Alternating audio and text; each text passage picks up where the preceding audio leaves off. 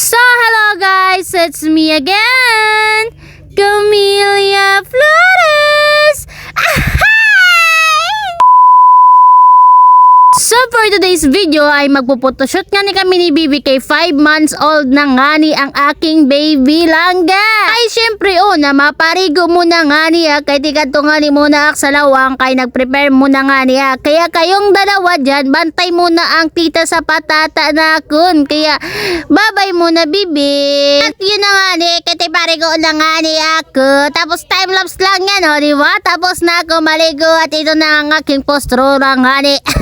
Di ka, baga ko ay di mo nyo mag-i-scooter nga niya. Kaya yan, nagpants na lang nga niya. Di ka, dito na nga ni, nag-make up mo na nga niya. Sa nga tanan ng aking pangyayari yan, nag-prepare na ako ng lahat-lahat.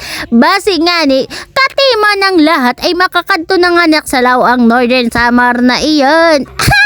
So nag-order na nga ni Aksin kay Ate Roslyn Tagalangob. Kung kariyag niyo mag-order, i-PM na lang niyo siya. So dati ko naging post na nagpasalamat ako sa kanya kay pag-birthday lat ni Laika, nag-inquire lat ako sa kanya, nagpalit lat ako sa kanya sin cake.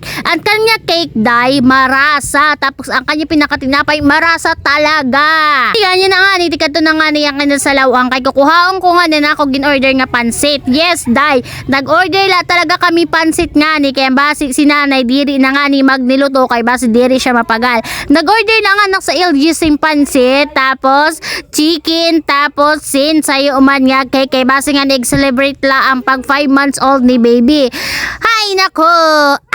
So kay nano nga niya gintitimahan mo ning baby nga ever mad mayaon siya tima. Kay syempre, kay mayaon man nasulod nga blessing sa amo di kan afford man namo nga mag-asawa. Tsaka ay man daw nila maging baby and bata. Kaya okay lang yan magastos-gastos ang ka-importante. Harayo siya sa sakit, di kan safe siya. Pero mala ito di ba at least napoprovide mo ang mga bagay-bagay dati nga diri mo na achieve, ang mga bagay-bagay dati nga diri mo nakuha, ang mga bagay-bagay nga diri mo dati nakukuha, nararanasan, iparanas mo sa baby mo. Ang importante sa lahat doon ay hindi na niya maranasan ang naranasan mo before. Di ba?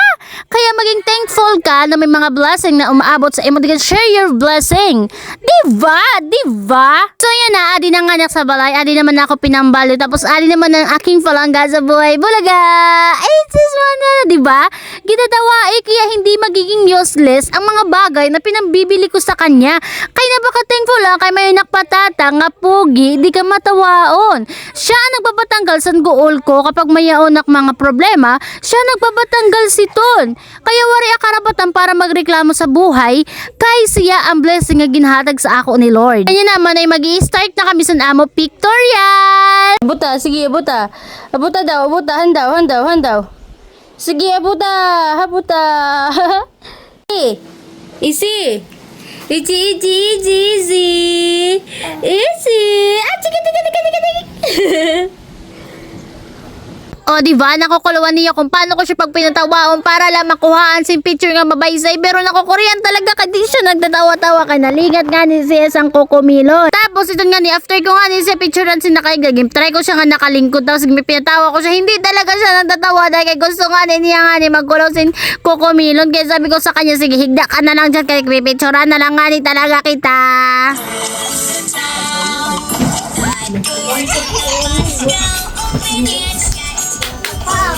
So hanggang dito na lang ang aking vlog. Thank you for watching everyone to you and everyone to me. Bye-bye!